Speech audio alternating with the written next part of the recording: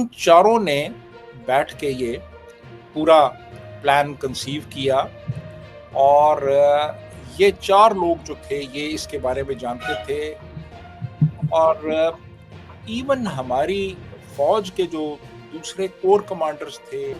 For the first time, the United Nations report mentions the resistance front, TRF. The Pahalgam attack could not have happened without Lashkar-e-Taiba support, and there was a relationship between LET and TRF.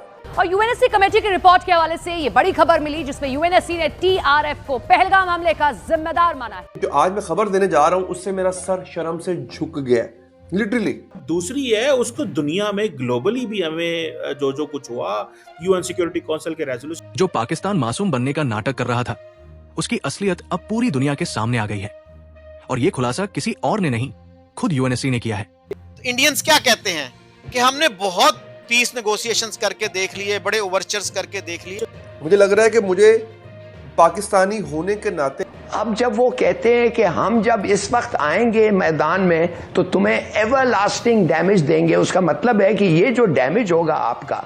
हमने sir अक्टूबर 1947 में ये काम शुरू कर दिया था। Let's be honest, वही बात है, ऑनेस्टी जब तक नहीं होगी। भारत के शेरों, वीडियो को लाइक करके और सब्सक्राइब ठोक के पाकिस्तानियों को दिखाओ भारत की ताकत और कमेंट में लहराओ अपना तिरंगा। जय हिंद लिखना न भूलना। मेरा सर शर्म से झुक गया है। यूएनएससी ने ये कहा कि लश्कर की मदद के बिना पहलगाम हमला संभव नहीं है। पहलगाम हमले पर यूएनएससी कमेटी की रिपोर्ट सामने आई। पहलगाम का वाकया हुआ, Indian media reach to the conclusion Pakistan ने करवाया। बहुत ही सीक्रेटिवली ये पूरा प्लान तैयार किया गया और उसके बाद फिर इसको इम्प्लीमेंट किया गया।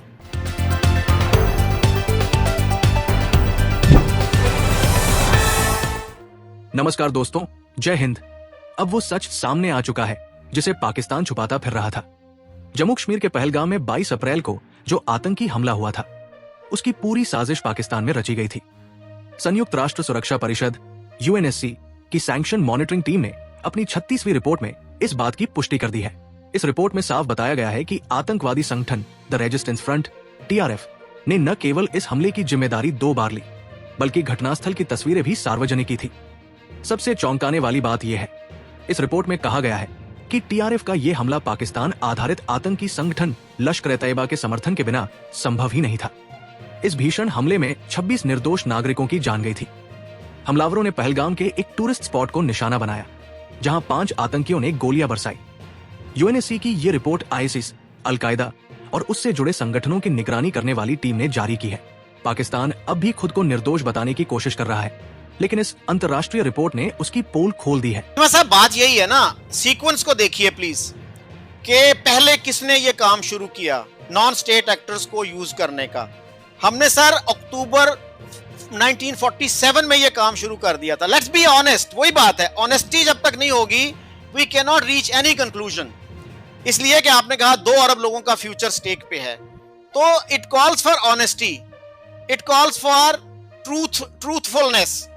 तो सर कश्मीर पे अटैक जो था ट्राइबल से करवाया गया, अब तो पाकिस्तानी ओपनली मान लेते हैं, किताबों में आ गया है कि उसमें स्टेट इन्वॉल्व थी और उसने कितनी कत्लो गारत की ये वो लोगों को नहीं बताया जाता।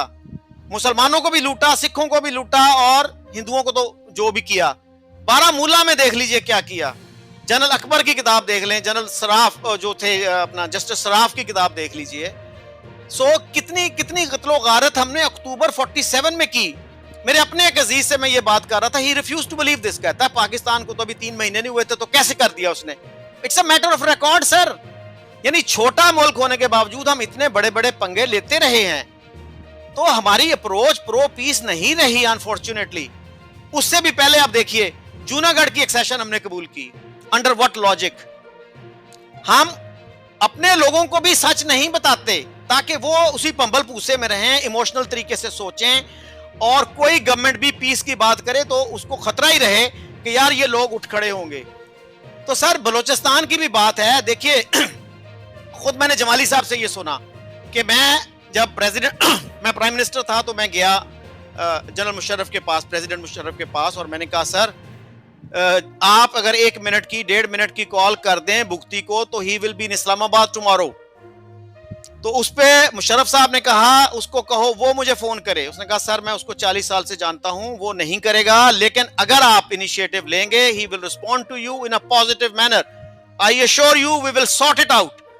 Musharraf refuse to make one phone call. Sir आज हम पूरी दुनिया को बता रहे हैं जी हमारे खिलाफ साजिश हो रही है जी, उसमें जी ये भी मुलव्वस है, ये भी मुलव्वस है। ये सर ये आग हमने खुद लगाई, शुरू किसने किया ये प्रोसेस? छोटा मुल्क होने के बावजूद आप 6 गुना छोटे हैं उनसे आबादी में, रिसोर्सेज में, लेकिन आप जो है प्रो पीस नहीं रहे। अब देखिए ना, पहला टेररिस्ट इंसिडेंट पहला कौन सा हुआ, दूसरा कौन सा हुआ। अब देखिए एक इंडियन सिटीजन, आम एक इंडियन सिटीजन है, वो अपनी गवर्नमेंट के पास जाता है कि यार छोटा मुल्क होने के बावजूद पाकिस्तान इतना कुछ करता है, आप क्यों नहीं करते? छोटा मुल्क से क्या मुराद है? सर पाकिस्तान की आबादी देख लीजिए, रिसोर्सेज देख लीजिए। तो शुरू में एक्सेप्ट कर लिया ना कि हमने नॉन स्टेट एक्टर को इस्तेमाल किया for getting so much objectives. मेज पे बैठ के हल किया जाएगा। ये फरवरी में होता है, लाहौर डिक्लेरेशन, वाजपेयी जी आते हैं और हमारे दरमियान इंडिया और पाकिस्तान के दरमियान तल्लुकात बढ़ने का जो अमल है उसका आगाज होता है बाकायदा तौर पे, और फिर वो चले जाते हैं वापस। मार्च का महीना ये प्रेपरेशंस करते हैं। अप्रैल 99 में हमारी तरफ से इन्फिल्ट्रेशंस शुरू हो जाती हैं और प्राइमरीली इसमें हमारी जो नॉर्दर्न लाइट इन्फेंट्री है वो हिस्सा ले रही है। रेगुलर ट्रुप्स, अब तो वो रेगुलर एक रेजिमेंट बन गई है ना पाकिस्तान आर्मी की। 99 में ये जब कॉन्फ्लिक्ट हुआ है, कारगिल हुआ है, उस वक्त वो पैरामिलिट्री थी, लेकिन बाद में फिर अब इसको रेजिमेंट बना दिया गया और ये पूरे पाकिस्तान में है। पहले सिर्फ ये नॉर्दर्न एरियाज में होती थी। तो NLI ने इसमें हिस्सा लिया। अप्रैल में इन्होंने इन्फिल्ट्रेशंस शुरू कर दी थी और अप्रैल के एंड तक ये इन्फिल्ट्रेशंस मुकम्मल कर चुके थे। और होता एक्चुअली ये है कि जो एक अनरिटन कह लें, एक दोनों मुल्कों की फ़ौजों के दरमियान एक अंडरस्टैंडिंग थी, वो ये थी कि चूँकि सर्दियों में काफ़ी ज़्यादा वहाँ पे हाई अल्टीट्यूड पे लिविंग कंडीशंस हैं वो ख़राब हो जाती हैं, तो सर्दियों में फिर ये वापस नीचे आ जाते थे, रिजेस से नीचे आ जाते थे। सर्दियां गुजार के फिर गर्मियों में ऊपर चले जाते थे और अपनी जो पोस्ट थी उनको ऑक्यूपाई कर लेते थे। तो इंडियंस ने भी यही किया था। वो एतबार के ऊपर बहुत सी चीज़ें चलती हैं ना, बहुत से दुनिया के ममालिक में अंडरस्टैंडिंग होती है कि ये हमारा बॉर्डर है, ये तुम्हारा बॉर्डर है, यानी हमारी बॉर्डर यहाँ तक है, उसके आगे तुम्हारा है, ये अंडरस्टैंडिंग होती है। तो यही अंडरस्टैंडिंग थी कि ये रिज हमारी है, ये तुम्हारी। तो वो इंडियंस जो थे ना, वो सर्दियों में वो पोस्टें अपनी छोड़ के पीछे चले गए। तो इन्होंने अप्रैल में अपने ट्रुप्स भिजवाए और फिर इन्होंने कब्जे कर लिए हुए थे। तो ये 3 मई को इंडिया को पता चला। उनके कुछ जो शेपर्ड्स थे, ये चरवाहों ने कुछ देखा, मूवमेंट देखी और उन्होंने कहा जी कि उन्होंने जाके बताया पीछे। इस चैनल पर सबसे पहले मिलती है वो आवाज जो देश के पक्ष में बुलंद होती है। तो देरी किस बात की? आज ही जुड़िए हमारे मिशन से और बनिए सच्चे भारतवासी की पहचान। वीडियो देखने के लिए आपका आभार। जय श्री राम, वंदे मातरम।